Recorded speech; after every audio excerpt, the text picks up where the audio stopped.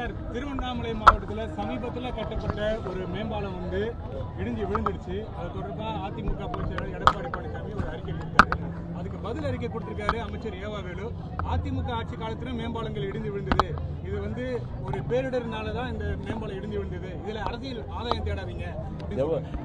எப்படி பாக்குறீங்க? இல்ல, ஒரு எவ்வளவு ஒரு தமிழ்நாட்டு மக்களை பொறுத்தவரை ஒரு முகம் சுளிக்கின்ற ஒரு அறிக்கை. ஒரு ஒரு கேவலமாக நினைக்க மாட்டாங்களா? கேவலமாக தான் நினைக்கிறாங்க. இந்த விடியாத அரசு, ஸ்டாலின் மாடல் அரசை பொறுத்தவரை 3 மாதத்துலேயே வந்து எங்கள் ஆட்சியிலெல்லாம் வந்து திறந்து விழுந்தது பாலம்.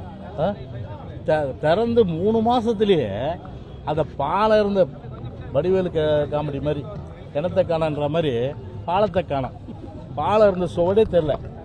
அப்போ எந்த அளவுக்கு வந்து ஊழல் வந்து ஒரு கரை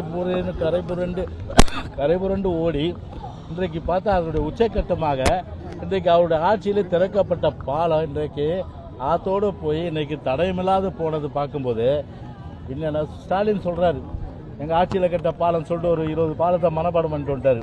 ஏற்கனவே சினிமாவில் நடித்த பழக்கம் இருக்கு இல்லையா அவரு, அதாவது டைலாக் மனப்பாடம் பண்ணிட்டு பேசுகிறாரு. சென்னையில் எத்தனை பாலம்? நான் கேட்குறேன், 1996 2001 வாக்கில் கட்டின பாலத்தை சொல்கிறீங்க நீங்கள் அவங்க அப்பாவுடைய ஆட்சி காலத்தில். இதே பீட்டர் அல்போன்ஸ் அவர் பக்கத்திலே இருக்கார், காங்கிரஸ் கட்சி.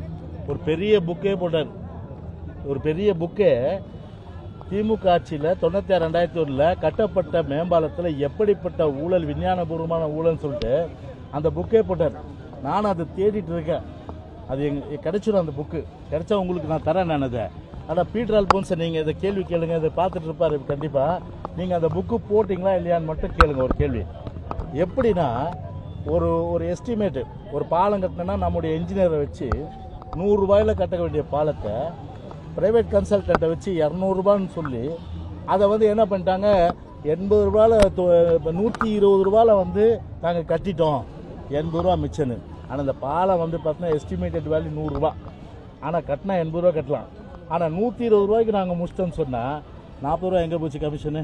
நான் 100 ரூபாய் கணக்கில் சொல்கிறேன். நான் அப்படி வந்து விஞ்ஞானபூர்வமான ஊழல் பண்ணி அந்த ஊழலில் திளைத்தெடுத்து கட்டப்பட்ட பாலங்கள் தான் இன்றைக்கும் வந்து சாட்சியாக இருக்குது. இன்றைக்கி பீட்டர் அல்போன்ஸ் புக்கை வாங்கி பாருங்க நீங்கள், அதான் சாட்சி. அது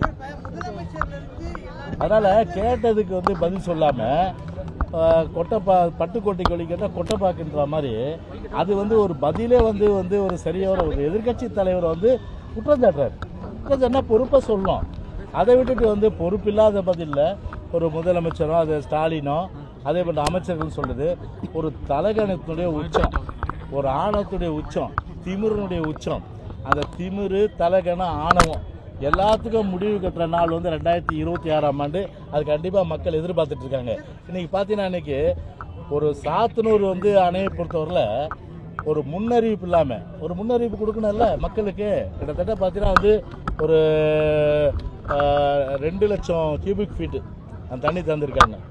என்னாச்சு விளைவு? முன்னறிவிப்பு இல்லாமல் விழுப்புரம் மாவட்டம், கள்ளக்குறிச்சி மாவட்டம், திருவண்ணாமலை மாவட்டம், கடலூர் மாவட்டம், அத்தனை மாவட்டங்களும் வெள்ளக்காடாகி இன்னைக்கு இடுப்பளவு தண்ணி நின்று எல்லாமே வந்து இது ஒரு தலைதளவும் தண்ணி நின்று மொட்டை மாடியில் நின்று இன்னைக்கு உயிருக்கு வந்து ஆபத்தான நிலையெல்லாம் இதுக்கு யார் காரணம்? இன்னைக்கு இதே வந்து இந்த ஸ்டாலின் மாடல் அரசாங்கம் இன்னைக்கு வந்து முழுக்க அந்த ஒரு மாநிலத்துடைய நிர்வாக தோல்வி, முழுக்க அட்மினிஸ்ட்ரேட்டிவ் ஃபெயிலியர், அதாவது அவர் நிர்வாகத்துடைய தோல்வி காரணமாக இன்னைக்கு வந்து ஒரு முன்னறிவிப்பு இல்லாமல் இன்னைக்கு திறந்து விட்டு இன்னைக்கு பசியும் பட்டினியுமா இன்னைக்கு மக்கள் வந்து எந்த வித இன்னும் தண்ணி பல கிராமங்களில் வடியில் அந்த அளவுக்கு வந்து ஒரு வேதனையான சூழ்நிலையில் இன்னைக்கு தேசிய நெடுஞ்சாலையில் இன்னைக்கு மறியல், எங்கே பார்த்தாலும் மறியல்ன்ற ஸ்டேஜில் இன்னைக்கு வந்து இருக்கின்ற நிலையில் இதை பற்றி எதுவும் கவலைப்படாமல் பொன்முடி போனார்.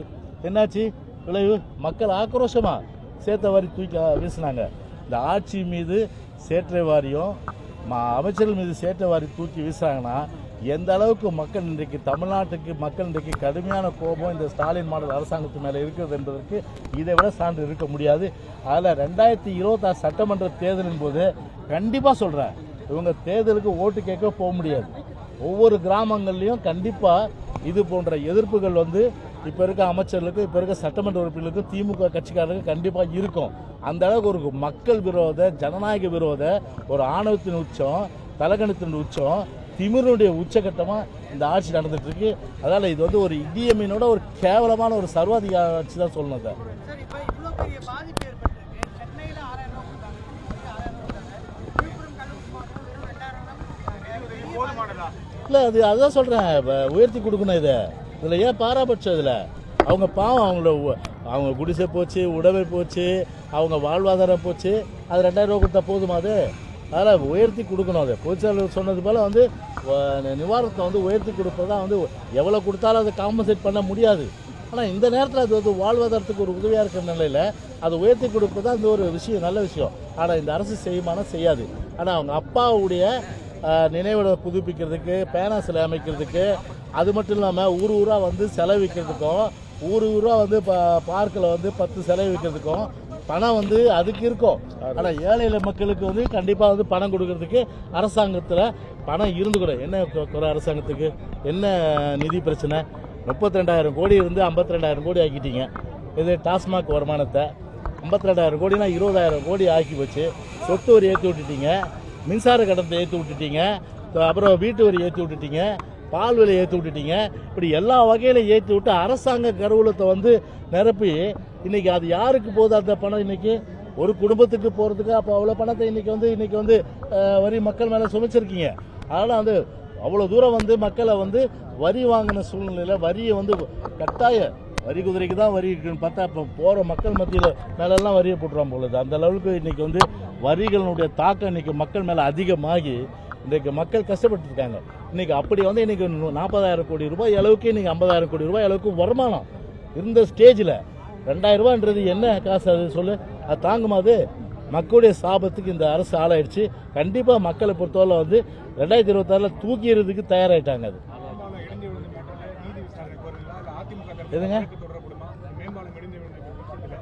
இல்லை, அது கட்சி டிசைட் பண்ணாது, கட்சியை பொறுத்தவரை டிசைட் பண்ணாது. அதனால் வந்து பார்த்தீங்கன்னா வந்து அது 3 மாதத்தில் விழுந்திருக்குன்னா அது எந்த அளவுக்கு வந்து அது தரம் தாழ்ந்து கட்டப்பட்டது என்பதெல்லாம் நிச்சயமாக வந்து அது விசாரணை தெரிய வரும். அது குறித்து விசாரணை கோர்ட்டுக்கு போகிறதா இல்லையானது கட்சி டிசைட் பண்ணும். சார், மாஞ்சால விவகாரத்தில் வந்து 1200 கோடி ரூபாய் கையிருப்பு இருந்தோம், 2000 கோடி ரூபாய் திரும்ப வந்து மோடி கிட்ட கேட்டுருக்காரு. நீங்கள் எப்படி பார்க்குறீங்க?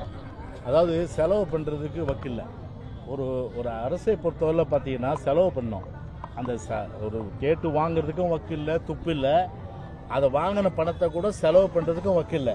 அந்த மாதிரி ஒரு வக்கற்ற ஒரு மக்கள் விரோத அரசாங்கம் இன்றைக்கி இருக்கின்ற சூழ்நிலையில் மக்கள் தான் வந்து இந்த முழுக்க வந்து ஒரு என்ன சொல்கிறதுனா அறிவு கெட்ட ஒரு அறிவில்லாத அரசாங்கத்திற்கு கீழே மக்கள் இருக்கிறதால அவ்வளோ சிரமங்கள் இன்றைக்கி. வேறு என்னப்பா கேள்வி இருக்கு? சார், மாஞ்சால விவகாரத்தில் வந்து அந்த மக்களுக்கு எதிரான தீர்ப்பு வந்து கோர்ட்டு கொடுத்துருக்கு. இது நீங்கள் எப்படி பார்க்குறீங்க? கோர்ட் ஆர்டர் ஓட்டமா நான் பேசுகிறேன். ஓகே. ஸ்ரீனிவாசபுரத்தில் குடிசை மாட்டு வாரி வீடு குடியில் மேல் பூச்சி எடுத்து ஒருத்தர் இறந்து போயிட்டாரு. வீட்டு வந்து வாழ்த்து தகுதியற்ற வீடு நோட்டீஸ் ஒட்டியும் கணக்கு எடுக்கல, மாற்றி எனக்கு கணக்கு எடுக்காதனால தான் நாங்கள் இங்கேயே வச்சுட்டு வரோம். 2 விஷயம். இந்த வாழ்விட மேம்பாட்டு வாரியத்து மூலம் பழங்காலத்தில் கட்டின வீடை வந்து இடிக்கணும்னு சொல்லி இடிச்சு போட்டுட்டு அதுக்கும் வந்து பார்த்தா வீடு கட்டலை. அவங்க கிட்டத்தட்ட 2 வருஷம் 3 வருஷமாக வந்து வெளியில் வாடகை கொடுத்துட்டு அவங்க இருந்துட்டு இருக்காங்க. அதுக்கு எந்த நடவடிக்கை இல்லை. பழைய வீடுகள் அதை வந்து இடிச்சிட்டு அது புது வீடு கட்டினா அதுக்கும் வந்து வழி இல்லை. இப்படி பார்த்தீங்கன்னா எல்லா வகையிலும் கஷ்டப்படுற மக்கள் தான் இன்றைக்கி இருந்துட்டு இருக்காங்க. அதனோட விளைவு பார்த்தீங்கன்னா இன்றைக்கி சீனிவாசபுரத்தில் அந்த ஸ்லாப் விழுந்து இன்றைக்கி ஒரு இறந்தது என்பது ஒரு மிக வந்து ஒரு வருத்தப்படக்கூடிய வேதனைப்படக்கூடிய இந்த அரசு தான் முழு காரணம் அதுக்கு. ஓகே.